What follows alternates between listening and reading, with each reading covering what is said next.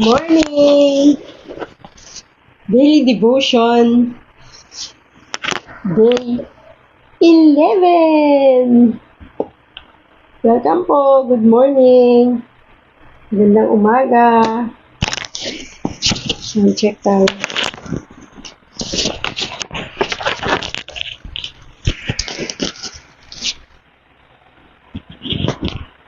Alright. Check natin ang ating sound.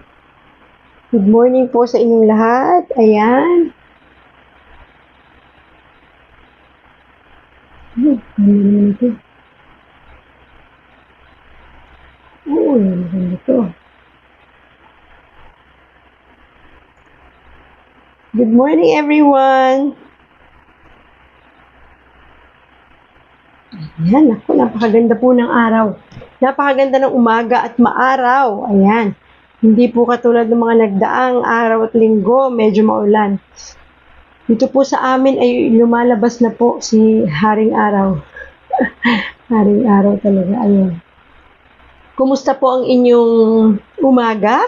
Kumusta din po ang inyong maghapon kahapon? At kumusta naman ang tulog natin?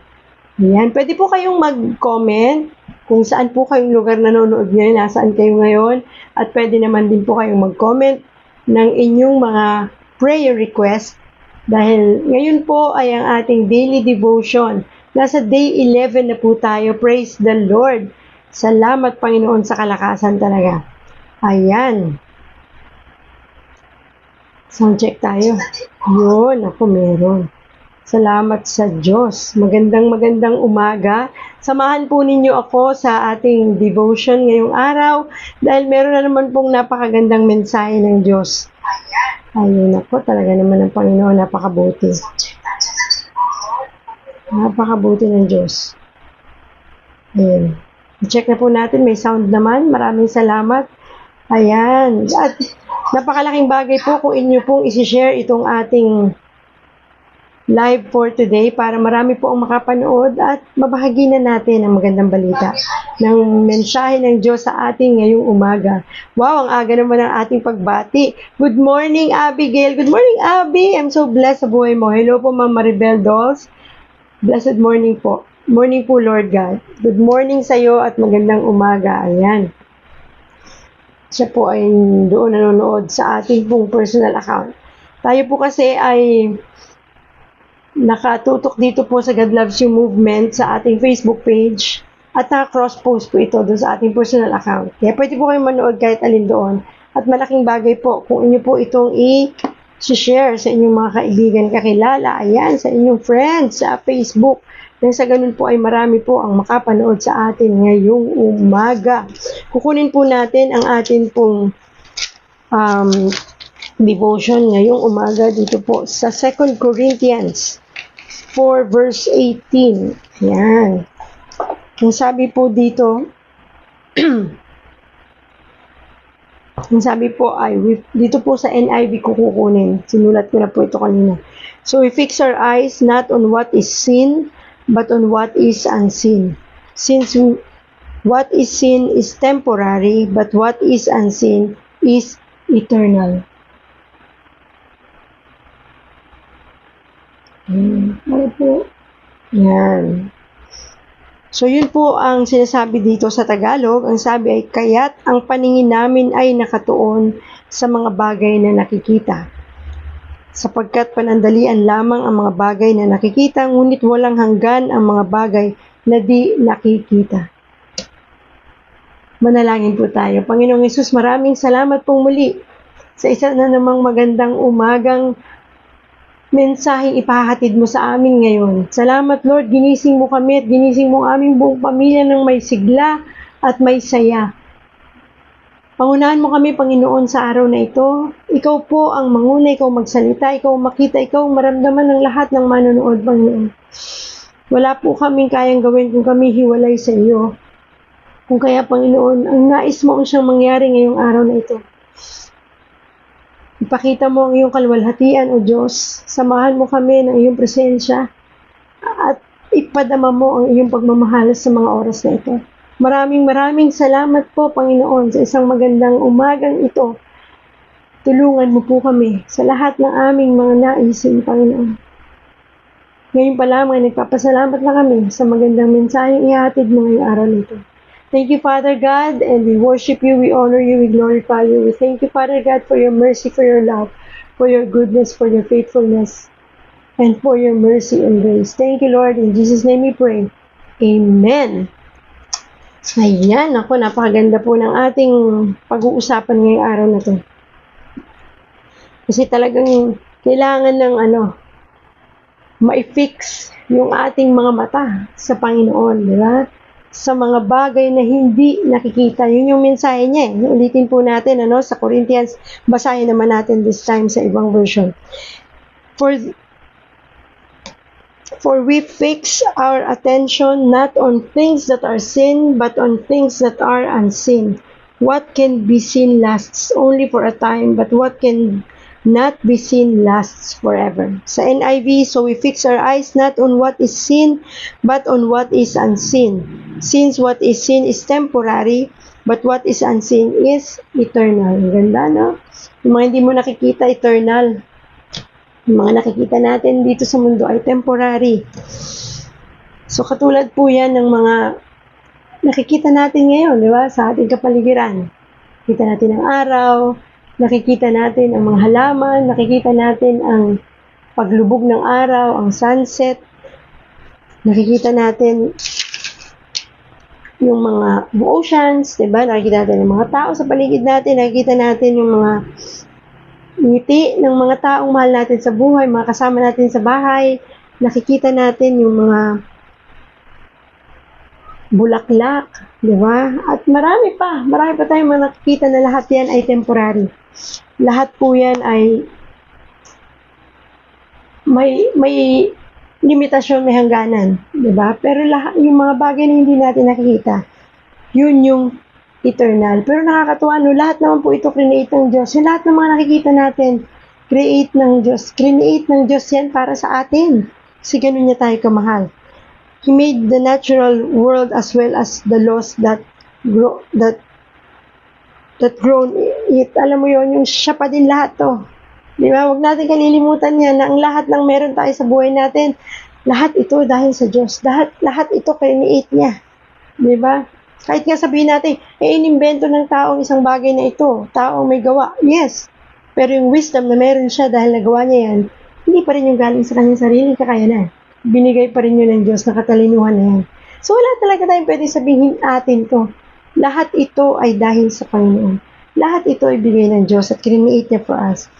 But there are also things we cannot see. Diba? Meron tayong mga bagay na hindi nakikita. Ano yung mga hindi natin nakikita? Hangin. Nararamdaman natin, pero hindi natin nakikita. Hindi mo nga mahawakan yung hangin, di ba? Kahit saluhin mo yung hangin, hindi mo makikita. Hindi rin natin nakikita kung ano ang lalim ng universe. Ano bang meron doon? Maaaring na-i-explain sa school, ipapakita sa drawing, pero yung talagang nakikita mo siya ng personal na ayan siya, hindi natin alam kung anong meron doon. And also, hindi natin nakikita ano yung beneath the love. Diba? Through Christ, all things were created in heaven and earth, both visible and invisible. Sabi sa Colossians 1 verse 16. And while our mortal eyes might not be able to see the wind or infrared light on the Spirit of God, we still experience their effects. Because there's more than what meets the eye. There's more beyond this life. Diba? Sabi nga, kahit di natin nahawakan o personal na nakikita yung mga malalayong katulad ng mga infrared na yan, pero nararamdaman natin katulad ng pagmamahal ng Diyos sa atin, di ba? Sabi nga, kailangan natin i-fix yung mind natin dun sa hindi nakikita. Kasi yun yung magdadala sa atin sa eternal life. Just like Jesus Christ. Di ba? Hindi natin nakikita ang Panginoon, pero alam natin, kilala natin siya, at meron siyang magagawa sa buhay natin. Hindi natin siya kailangang makita ng physical. Pero alam natin, nadamang-dama natin yung pag-ibig at pagmamahal sa buhay natin. Lalo na kung tinanggap na natin siya bilang ating Diyos at tunay na tagapagligtas. Kinuha natin tong verse natin na pinag-uusapan ngayon from the 2 Corinthians, na kung saan yun yung mga panahon na naghihirap sila, dumadaan sila sa maraming pagsubok. Yun kaya naisulat ni Paul itong 2 Corinthians. Alam niyo po ba, bago pa yung verse 18, napakaganda na sinasabi dito. So, sa panimula nung from 16, sa chapter 4, verse 16, simula pa lang, dahil dito natin makikita talaga yung pananampalataya ng pamumuhay nila. Kahit hindi kami, sabi sa verse 16, hindi kami nasisiraan ng loob, kahit na humihina ang aming katawang lupa, patuloy namang pinalalakas ang aming espiritu araw-araw. Ang bahagya at panandaliang kapighatiang dinaranas namin ngayon ay magbubunga ng kagalakang walang hanggan at walang katulad. At saka pumasok yung verse 18, kaya't ang paningin namin ay nakatuon sa mga bagay na di nakikita at hindi sa mga bagay na nakikita. Sapagkat panandalian lamang ang mga bagay na nakikita, ngunit walang hanggan ang mga bagay na di nakikita. Diba? Paano mong sasabihin yung kahit hindi kami nasisiraan ng loob, kahit na humihina ang aming katawang lupa, patuloy namin pinalalakas ang aming espiritu araw-araw. Ang bahagya at panandali ang kapighatian, di ba? Na dinaranas namin ngayon ay magbubunga ng kagalakang walang hanggan at walang katulad. Paano mo sasabihin yun kung hindi mo alam kung kanino ka nakakapit, kung kanino ka nakasandal, alam mo kung kanino ka nananampalataya? Kasi kapag wala ka sa Panginoon, hindi mo alam ang kapangyarihan niya sa buhay mo, kahit di mo siya nakikita, hindi mo kayang sabihin yung ganito na ako'y nananampalataya at naniniwala na hindi ako masisiraan ng loob kahit na anong mangyari o panghinaan man tong katawang lupa ako. Hindi ako panghihinaan kasi alam ko kung sino yung kinakapitan ko at pinananampalatayanan ko. Kahit di natin nakikita, di ba? Parang ang hirap paniwalaan. Paano ka naniniwala sa hindi mo nakikita? Kasi ang karaniwang pinaniniwalaan natin, yung kasabihang to see is to believe, di ba? Kailangan makita ko muna yan para paniwalaan ko. Maraming bagay tayong ganun eh. Maraming ganun tayong sitwasyon na gusto ko muna makita. Diba? Kaya nga minsan, even yung mga nagpapatotoo, no, may miracle muna nangyari sa buhay nila bago nila pinaniwalaan kung saan ang galing yun. Kahit sa mga gamit, diba? Kahit sa mga pinanonood natin. Diba? Meron binibenta. Paniniwalaan mo yan kung merong magandang reviews yan, kung meron talagang taong gumamit niyan para paniwalaan ko yan, natotoo yan. Pero itong pinag-uusapan natin ngayon, naniniwala tayo sa isang tao, sa isang Diyos, kasi si Lord ay tao at Diyos, na hindi natin nakikita. Di ba? Talagang parang kung iisipin mo, paano maniniwala hindi ko na siya nakita? Yun yung pananampalatayang meron tayo dapat. Hindi mo kailangang makita para panampalatayahan natin. Kaya nga importante yung magkaroon tayo ng personal na relationship sa Kanya. Kasi doon magsisimula yun na makikita mo siya sa pamamagitan ng mga galaw niya sa buhay mo, ng pagkilos niya sa buhay mo, na ikagugulat mo talaga kasi wow, parang iba kapag nasa Panginoon ka. Iba yung saya, iba yung kapayapaan, iba yung mga nangyayari sa buhay mo. Na parang hindi naman perfect, ang daming palpak, ang daming pa rin mga bagay na hindi nakakatuwa, ang dami pa rin negative na nangyayari, pero bakit ang gaan ko itong tanggapin? Yung parang napaka simple ko lang na dinadaanan yung buhay kahit na ang daming pagsubok.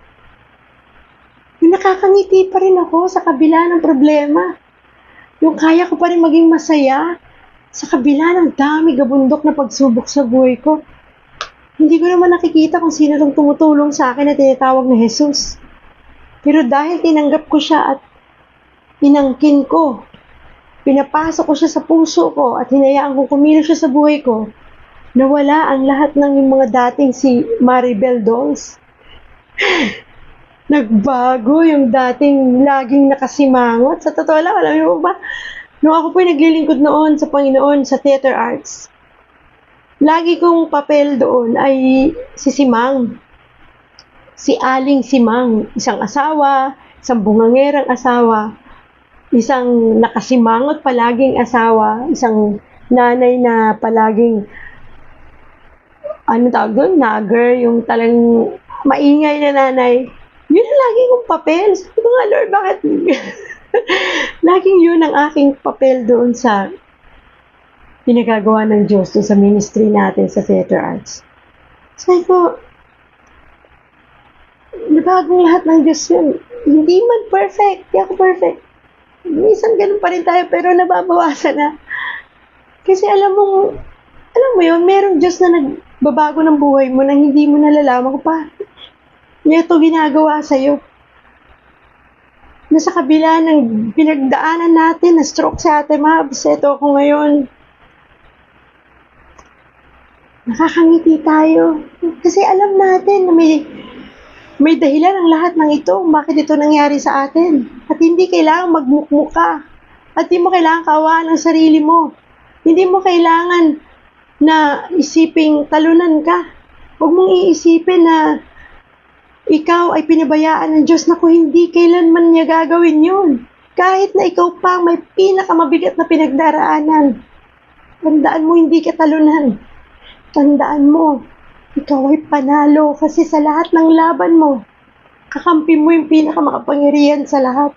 Kakampi mo yung Diyos na may kayang gawin at kayang gawing posible ang imposible. Wow! Huwag mong hahayaan na i-feed ka ng kaaway, ng mga negative thoughts, ng mga bagay na magpapahina sa iyo. Panghawakan mo yung pangako ng Diyos. Bagamat hindi natin nakikita ang Diyos dito sa lupa ngayon. Dahil sabi niya, maniwala tayo. At napaka-blessed. Sabi niya sa John 20 verse 29, Blessed are those who have not seen and yet have come to believe. Alam mo yun, yung naniniwala ka pa rin kahit di mo siya nakikita. Nananampalataya ka pa rin kahit di mo siya nakikita. Minsan kasi ang tao gusto pang, Lord, para mas lalo ako maniwala sa iyo, gawin mo sa akin to. Sabi nga po, may kaakibat na pagsunod ang miracle sa buhay ng tao. Bago po kumilos ang Panginoon sa atin, meron tayong dapat na sundin sa kanyang iniuutos para mas lalo natin makita ang pagkilos ng Diyos sa buhay natin. Kung mapapansin niyo po, si Moises, noong panahon na hinati niya ang Red Sea, nahati ang Red Sea, hindi po siya naghati ng si Lord. Yung tungkod niya, iniutos ng Diyos na itaas niya. At huwag niya itong bibitawan. Dahil pag binitawan niya ito, magsasara yun. So yun po yung pagsunod na ginawa niya. Kung kaya't nanatiling nakabukas, nakahati. Ganon din po tayo. Kailangan may pagsunod para lalong maramdaman natin ng Panginoon. Diba? Ano yung number 1 na pagsunod? Tanggapin natin si Lord bilang ating Diyos sa tunay na tagapagligtas. At unang-una aminin natin na tayo ay makasalanan. Pero lagi ko po itong inuulit-ulit. Kasi sa totoo lang, yung sabi nila, anong sikreto ng tagumpay? Anong sikreto, Ate Mabs? Bakit 4 months ka pa lang? Sabi ng iba pong nakakilala sa akin at iba pong mga ka-stroke. Anong sikreto, Ate Mabs? Bakit in 4 months, ganyan ka nakalakas, ganyan ka na nakakagalaw, nakakalakad ka na after mo ma-stroke? Alam niyo po, sa lahat ng bagay na binanggit ko, wala namang sikreto dyan. At hindi na po sinisikreto yan. Number 1 sa lahat ng sa buong buhay natin, sa anuman ang ginagawa mo, anuman ang meron ka ngayon, anumang problema meron ka, anumang kasaganaang meron ka, para patuloy ka po magtagumpay dyan at gumaling kung anumang karamdaman meron ka, maging tagumpay ka sa negosyo, maging maganda ang relasyon ng pamilya mo, maging maayos ang relasyon mo sa kapwa mo, maging masaya ang buhay mo sa kabila ng lahat. Alam niyo po, ang kailangan lang gawin, number 1, tanggapin si Lord bilang our Lord and Savior. Ano ang gagawin natin? Admit na tayo ay nagkasala, na tayo ay makasalanan. Humble down, pagpakumbaba. Aminin na hindi na talaga natin kaya. Yun po ang tinatawag nilang sekreto na hindi na sekreto ngayon. Kasi yun lang. Alam niyo po ba yun ang number 1? Inumin mo na lahat ng inumin mong gamot. Gamitin mo na ang lahat ng devices na gagamitin mo para gumaling ka sa iyong karamdaman. Pero hindi yan sapat. Dahil ang number 1 na sapat ay ang presensya ng Diyos sa buhay mo. Yung magkaroon ka ng relasyon sa Kanya. Kahit ikaw pa ang pinaka-successful sa business mo, sa business world, walang ibang magsusustina para panghabang buhay hanggang walang hanggan, ipagtagumpayan mo yan. Walang iba, kundi ang Panginoon. Ang magkaroon ka ng personal na relasyon sa Kanya. Minsan, nagkakaroon ka ng emptiness sa kabila ng kahit na anong meron ka sa buhay mo. Pero dahil sa presensya ng Diyos, lahat ng ito magugulat ka, nagbabago, nag-iiba, gumagaang, lumiliwanag.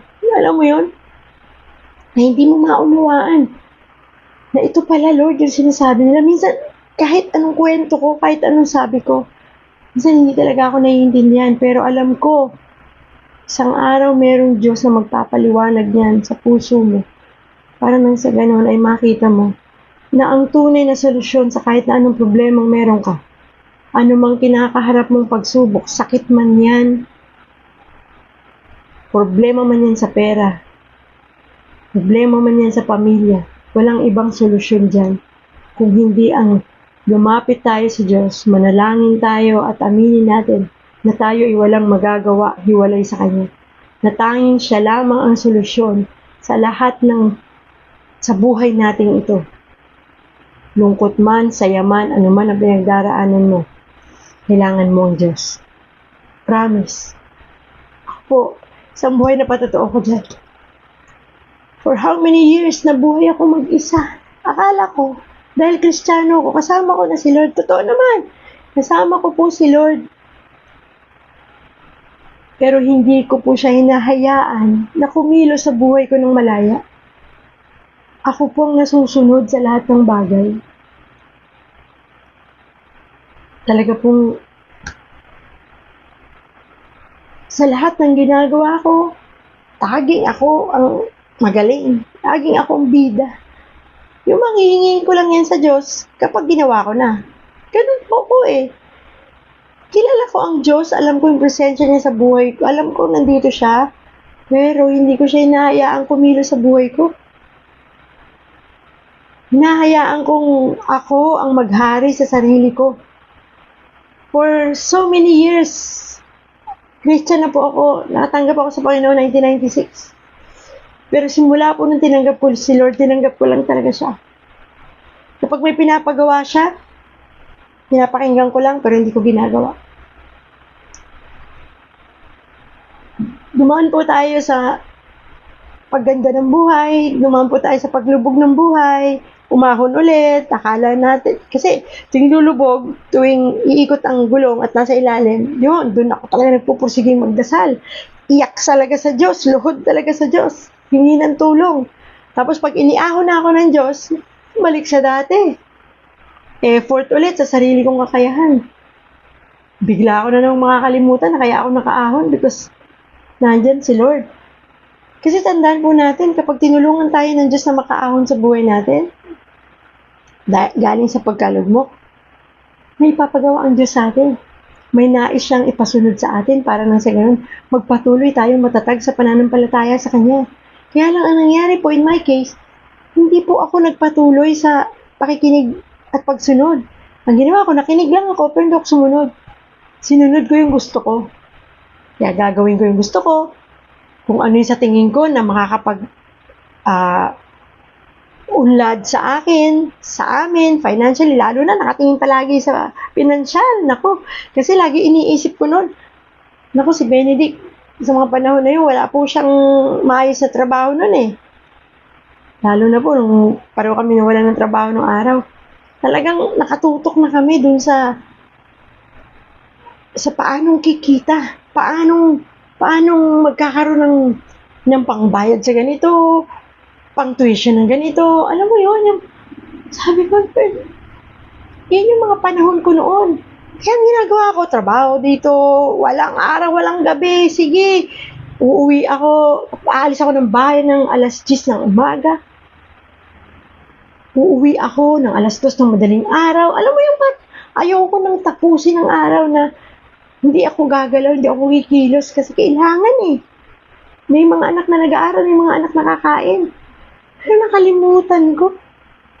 Kahit anong galing ko, kahit anong lakas ng pangangatawan ko, bibigayan. Nakalimutan ko na hindi ako magaling, na hindi ako ang great provider. Alam mo yung feeling ko noon, ako nagtatrabaho eh. Ako nagpo-provide ng pagkain ng pamilya. Alam ko, ang Diyos ang nagbibigay ng kalakasan sa akin ng mga panahon na yun, pero hindi ko siya ina-acknowledge. Mahabang panahon akong nakalimot. At ang daming beses akong ginising ng Diyos. Sa totoo lang po. Ginising ako ng Diyos. Dumating sa puntong naubos ang lahat ng pinaghirapan. Maniwala kayo sa hindi. Lahat naubos, bahay, sasakyan, pera. At yung konting alahas na naitabi, na isang laon, hindi na natubos. Lahat po yun naubos. Parang, paano nangyari yun, Lord? Alam niyo po, pag sinishare ko ito, maraming tao nag-isip, paano nangyari yun? Kasi hindi po ako nagdesisyon according sa gusto ng Diyos. Nagde-decide ako according on my own decision. Hindi ko nga pinagdarasal na, Lord, tama ba itong decision na gagawin ko para gawin ito? Hindi eh. Talaga pong ako ay nabuhay sa sarili kong kakayahan, sa sarili kong galing. Kaya naman ang dami kong sakit na pinagdaanan, na parang, sabi ko nga sa mga anak ko, pang siyam na buhay ko na. Yung pagkaka-stroke ko. Ilang beses na po akong dumaan sa mga sakit na parang hindi na ako makakabalik. Alam niyo yun? At pagsubok na parang hindi na talaga ako makakaahon. Inalis na ng Diyos sa akin lahat, pero hindi pa rin ako tumigil. Hindi pa rin ako tumigil sa sarili kong kakayahan na parang ako ang magaling. Na parang lahat kaya kong gawin. Nakalimutan kong may Diyos. Nakalimutan kong may Diyos na pwedeng tumulong sa akin. Na dapat pala, hahayaan ko ang buhay ko na ang Diyos ang mag-control nito. Na siyang mag-drive ng buhay ko. Susunod lang ako. Na parati lang, yes Lord. Kasi, nakalimutan kong, dumating ako sa puntong nakalimutan kong magtiwala sa Diyos. Na, siya pala yung may hawak ng ating buhay. Oo nga pala. Na siya pala yung nakakaalam. Kasi nga, di ba sabi dito sa pinag-uusapan natin, sa 2 Corinthians 4:18, kaya't ang paningin namin ay nakatuon sa mga bagay na nakikita, sapagkat panandalian lamang ang mga bagay na nakikita, ngunit walang hanggan ang mga bagay na di nakikita. Ako po noong mga panahon na nakatingin lang ako doon sa mga nakikita ko. Kahit kilala ko si Lord, di ako nakatingin sa Kanya, nakatingin ako sa mga nakikita ko. Kasi yun yung mga nagpapahina sa akin. Kaya nangyayari, gumagalaw ako sa sarili kong kakayahan kasi pinanghihinaan ako pag yung nakikita ko. Parang, teka muna, kailangan ko kumilos. Nakikita, like yung mga anak ko. Pag nakikita ko parang nagugutuman, teka muna, hindi pwede to. Hindi ko nakita na may Diyos na nakakakita sa ginagawa ko, na dapat pagkatiwalaan ko, na mas magaling kaysa sa akin. Na mas matalino, na mas makapangyarihan, at talaga namang makapangyarihan sa lahat. Walang hihigit sa Kanya. Nakalimutan kong magpasakop sa Diyos ng mga panahon na yun. Nakalimutan kong maniwala. Sabi nga dito, maniwala ka na i-focus mo yung mind mo sa mga bagay na hindi mo nakikita. Ano ba yung number 1 na bagay na hindi mo nakikita? Aside from the Lord. Yung future mo. Yung kinabukasan mo. Yung kinabukasan ng anak mo. Kinabukasan mo as a person. Kinabukasan ng buong pamilya mo. Kinabukasan ng mga mahal mo sa buhay. Yun yung bagay na nakalimutan kong paniwalaan. na ang Diyos ang may hawak nito. Na yun ang dapat kong tingnan. Na hindi ako dapat mag-alala para doon. Kasi ako yung taong punong-puno ng takot eh. Nung araw, punong-puno ako ng worries. Kaya ako kumikilos on my own eh. Kasi ang dami kong takot. Takot ako na mawala ng pera. Takot ako, alam mo sa totoo lang, maniwala kayo sa hindi. Like ko rin sinishare sa mga kaibigan ko. Nung lumang buhay ni Ate Mabs, takot ako na hindi ako mahawak ng pera. Na wala akong pera sa bulsa ko, wala akong pera sa wallet ko. At kapag ang pera ay 100 na lang, bumaba na yun sa 1,000. Maniwala kahit sa hindi. Minsan nga, 100 lang, kinakabahan na ako nun. Grabe na ang takot ko. Kaya ang gagawin ko, kikilos na ako on my own. Halimutan ko, hindi akin yun eh. Nakalimutan ko na naging Diyos ko na pala yung mga ganung bagay. At kumapit na ako sa takot ko at sa worries na yan.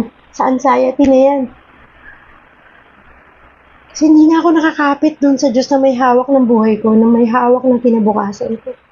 Kasi ano bang ipag-aalala mo sa kinabukasan mo? Lagi mong tandaan yung ngayon. Itong araw na to. Ito lang ang intindihin mo. Huwag mong intindihin yung bukas.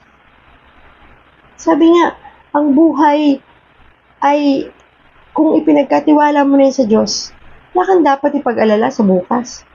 Sabi nga, live one day at a time. Yung ngayon, intindihin mo. Pagpasalamat mo yung ngayon. Meron ka ngayong kakainin, meron kang barya sa wallet mo, meron ka ng may pagkain ka na, meron ka ng pera na hawak kahit kokonti yan. It's okay, that's enough for the day. Isipin, kasi minsan tayo nag-iisip agad ng bukas eh. Sa mga susunod pang babayaran, yung ngayon muna ang intindihin natin. Tingnan mo kung ano yung nandyan sa paligid mo, sa bahay mo, sa bulsa mo, sa wallet mo na meron ka para masustain na yung buong maghapon. Huwag mo muna isipin yung bukas. Huwag mo muna isipin yung, kasi sa katapusan, magbabayad ako ng, katapusan pa yun. Napakalayo pa ng katapusan. Kapag ipinagpa sa Diyos mong lahat ng yan, at pinagkatiwala mo sa Diyos, na siya ay may magagawa sa buhay mo, yung sinasabi mong katapusan na babayaran mo, ipoprovide niya yan sa'yo. Magtiwala ka lang. Siya muna unahin mo. Focus your mind, your eyes, your heart, your spirit sa Panginoon. And hayaan mo siya ang makakilos sa'yo. Hayaan mo siyang kumilos sa buhay mo. Ang nilang gagawin mo, yung pinapagawa niya. Alam na alam ko na may pinapagawa ang Diyos sa'yo, kaya lang nagdadalawang isip kang gawin ito. Kasi nga, iniisip mo, paano Lord kung gagawin ko to?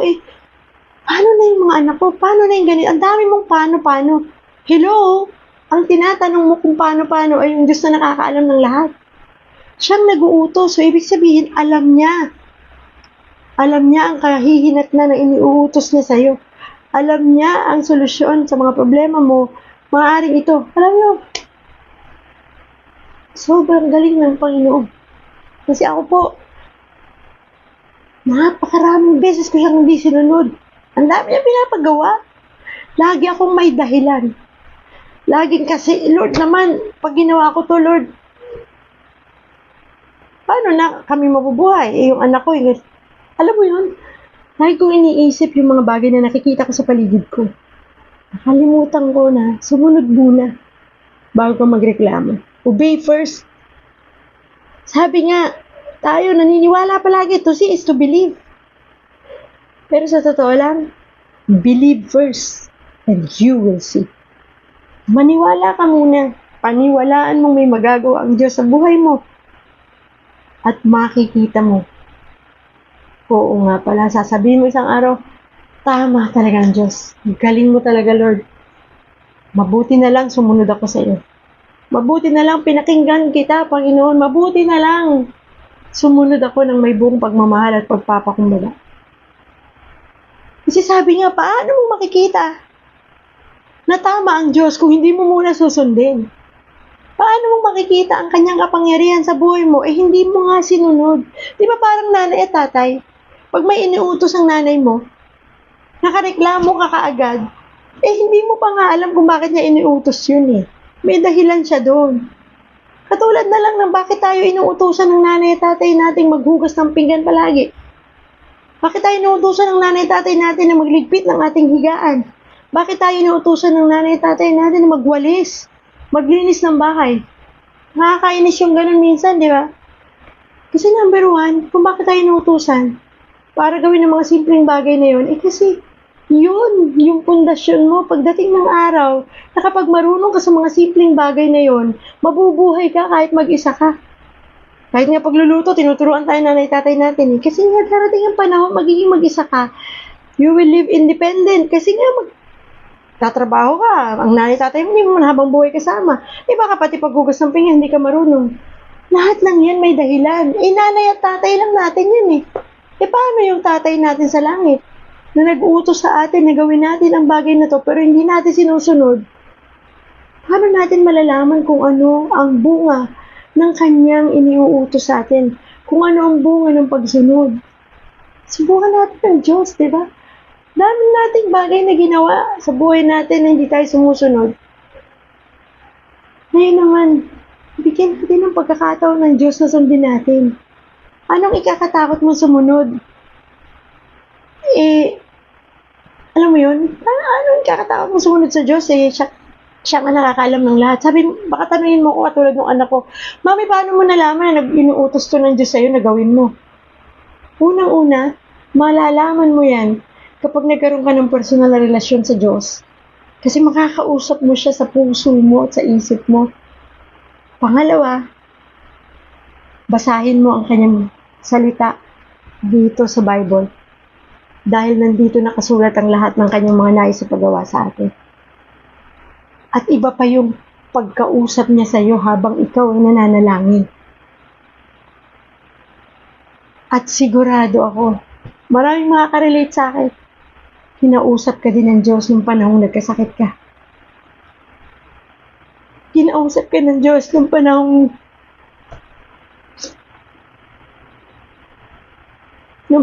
lugmok ka.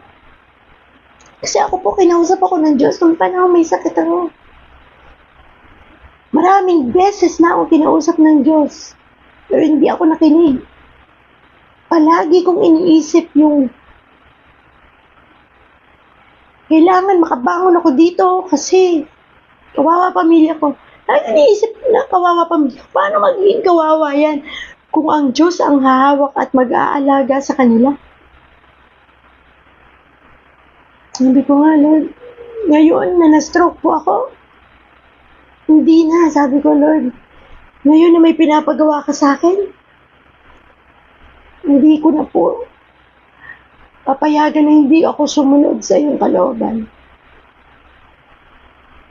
Ulitin ko, I'm on my 51st birthday ko na, sa katapusan ng September. Sabi ko nga, Lord, kalahati ng buhay ko, sinayang ko na dapat sana sumunod na ako sa iyo.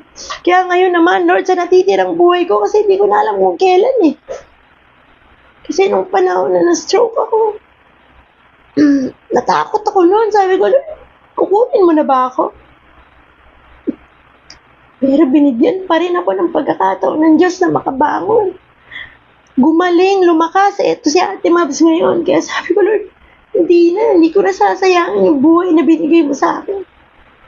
At ipagkakatiwala ko na ito sa'yo ng buong buo. Hindi ko man, Lord, to mape-perfect. Pero Lord, susunod ako kahit trying hard. At alam niyo po, tunay na buhay ang Diyos. Kasi ngayon pa lang, ito pa lang na pinapagawa niya sa akin. Na mag-devotion ako everyday dito sa social media. Agad na may tugon kung bakit na ito pinagagawa sa akin. Una sa lahat, makapag-share sa maraming tao ng kanyang kabutihan, kanyang pagmamahal, ang kanyang salita. Pero alam niyo po, naging therapy ko ang pagde-devotion na to everyday. Kasi, natotoo po, dumaan ako sa anxiety ng panahon na nagre-recover ako. Ilang buwan, hindi ako makatulog. Punong-puno ko ng takot. Nagpapanik ako. Natakot ako na walang dahilan. Pero dahil po sa devotion na ito na pinagawa ng Diyos sa akin, nakita ko kaagad, dahil nito ang mga gamot. Nagamot yung takot ko, nagamot yung anxiety ko. Kasi lalo ako natututo at nagmamahal sa Diyos at kumakapit dahil dito. Sa totoo lang po, dito sa devotion na to, hindi lamang kayo natututo. Ako po ay natututo sa mensahe ng Diyos sa bawat araw. Napakabuti ng Diyos. Napakabuti ng Diyos. Talaga pong buhay siya at makapangyarihan. At kaya niyang gumawa ng himala sa buhay natin. Hayaan lamang natin siyang makilos. Pagkatiwalaan lamang natin siya at panampalatayaan ng kanyang kakayahan sa buhay natin at kapangyarihan. Wala pong imposible sa Diyos. Kaya naman kung kayo po ay kinakausap ng Diyos ngayon, ano ba ang pwede mong gawin para mag-fix yung mind mo sa Panginoon? Yung mata mo ay itutok mo sa Diyos. Natanging Diyos lamang at wala nang iba. Ang aasahan mo at pagkakatiwalaan mo at pananampalatayaan mo sa buhay. Di ba maaring lumapit tayo sa Kanya at manalangin? Hindi lamang po panalangin sa umaga o sa gabi, kundi manalangin tayo ng walang humpay. Sa bawat sandali ng buhay at oras natin, manalangin tayo. Lahat idulog natin sa Diyos. Lahat ng desisyon natin, lahat ng gagawin natin. At ialay na natin ang buhay natin sa Panginoon ng buong buo. Huwag kang matakot. Wala kang dapat ikatakot kasi yung pagkakatiwalaan mo ay siyang naglalang sa'yo at naglikha sa'yo at siyang nagpatuloy na nagbibigay ng kalakasan at nag-iingat sa'yo sa araw-araw. Di ba pwede kang mag-worship sa Lord through songs? Kung yun ang sa tingin mo para makapag-focus ka sa Panginoon, worship Him. Sing songs to the Lord. Kasi ako, sa totoo lang po, pag talagang ako ay dumadaan sa pagsubok na nanghihina ako, pinanghihinaan ako, nagdarasal po ako kasama ng pagkanta, pag-aawit sa Panginoon.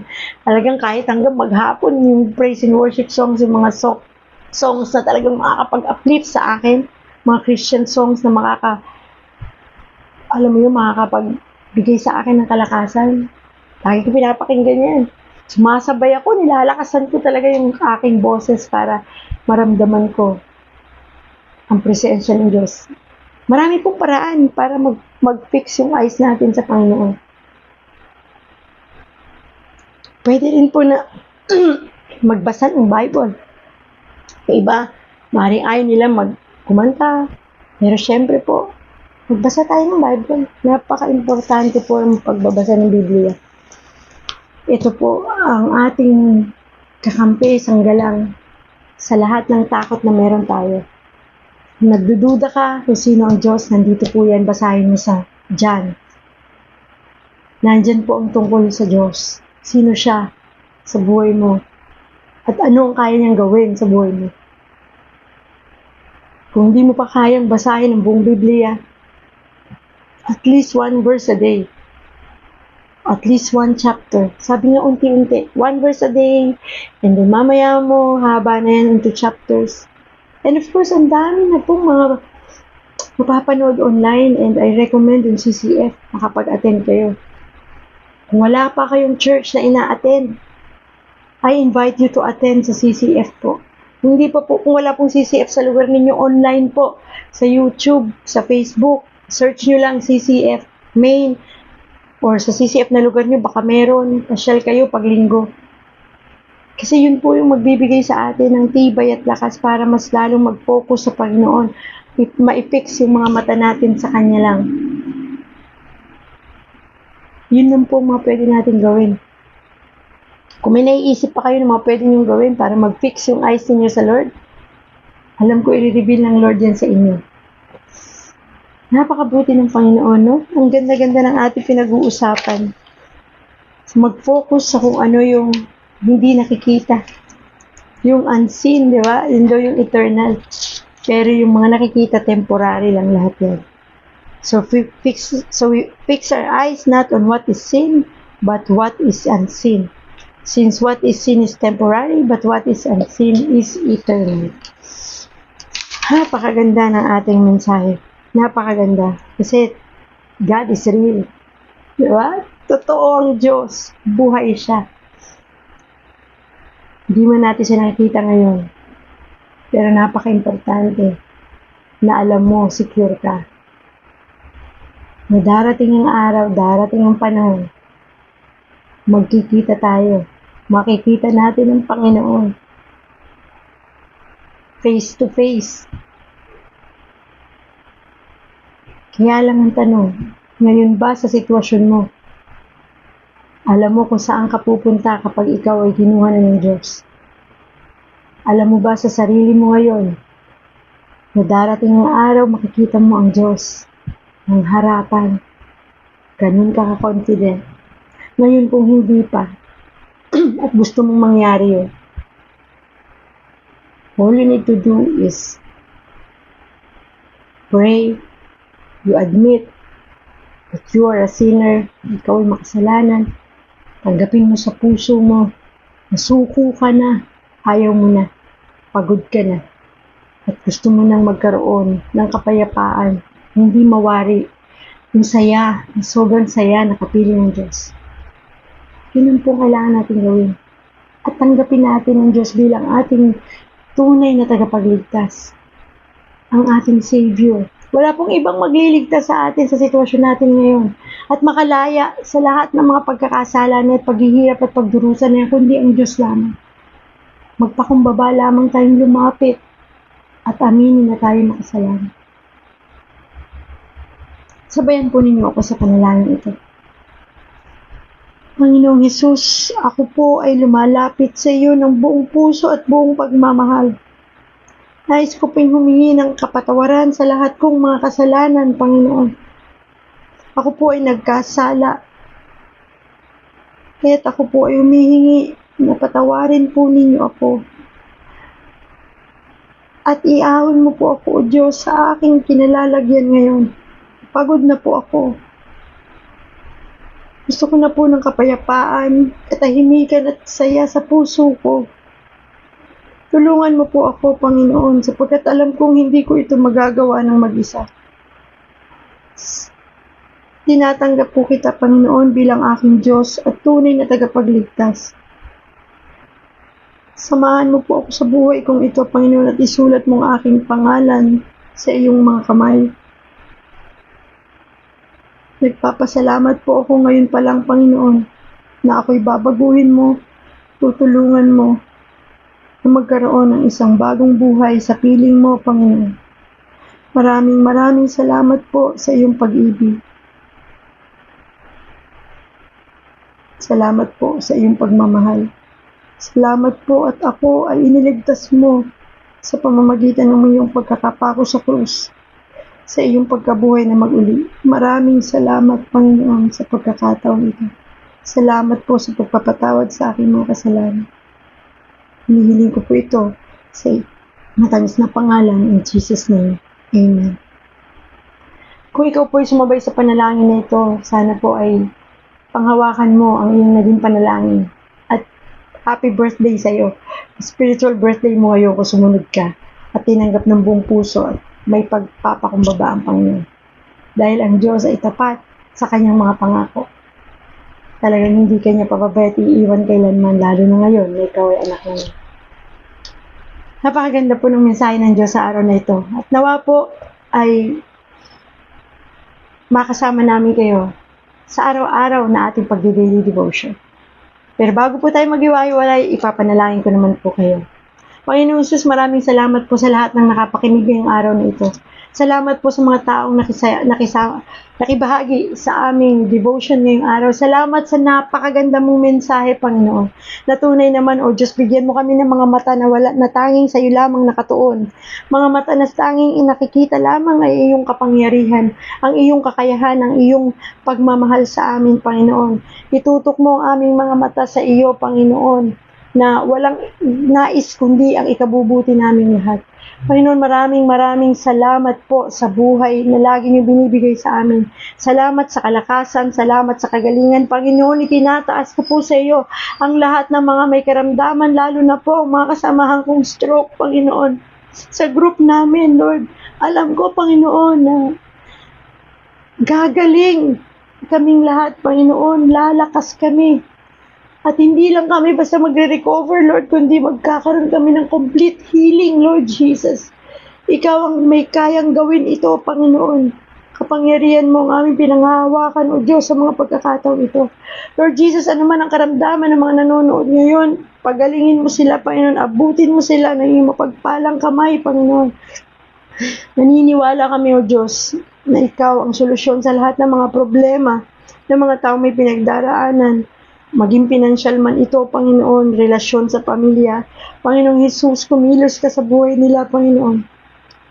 Alam ko, O Diyos, na may dahilan ang lahat ng bagay na nangyayari sa amin lahat. Pero naniniwala kami na kapag ito'y pinagkatiwala namin sa iyo, ang lahat na ito'y magiging magaan, magiging maayos at magiging katagumpayan namin.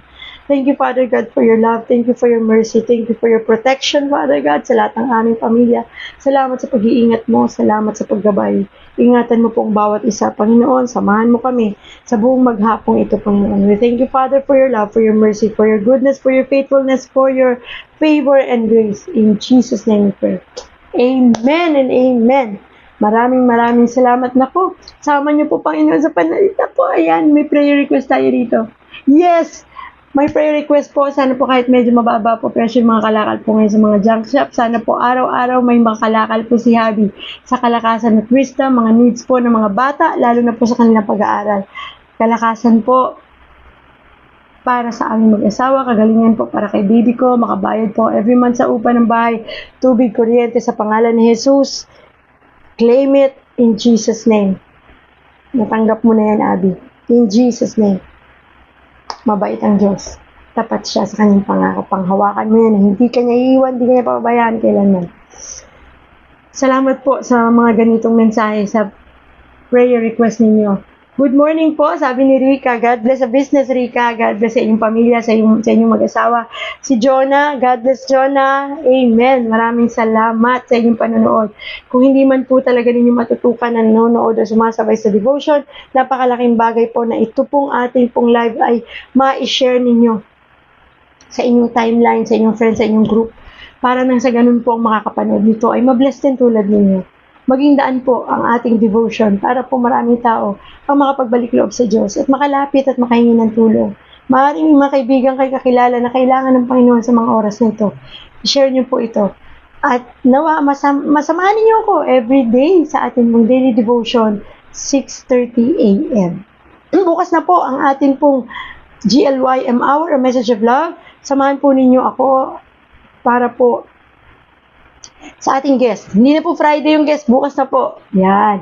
7 p.m. po. Isa po siyang ventriloquist. Ayan, nakuha ko din yung tamang ano. Siya po ay yung may puppet na gano'n nagsasalita, pero hindi mo nakikita nagsasalita. Ang galing.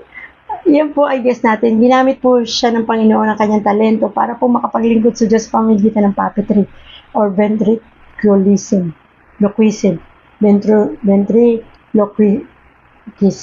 Di ba nabubulol talaga si Ate Mams? Pero masaya po ako sa ngayong araw na to at ako po ay nakapag-share sa inyo. Napakaganda ng mensahe ng Diyos. To God be the glory. Napakabuti ng Diyos sa buhay nating lahat. Pagpalain po kayo at nawa po kung kayo po ay na-bless nito, kindly na-bless ng message ngayong araw na ito, paki-follow naman po ang ating Facebook page, God Loves You Movement, para nang sa ganun po ay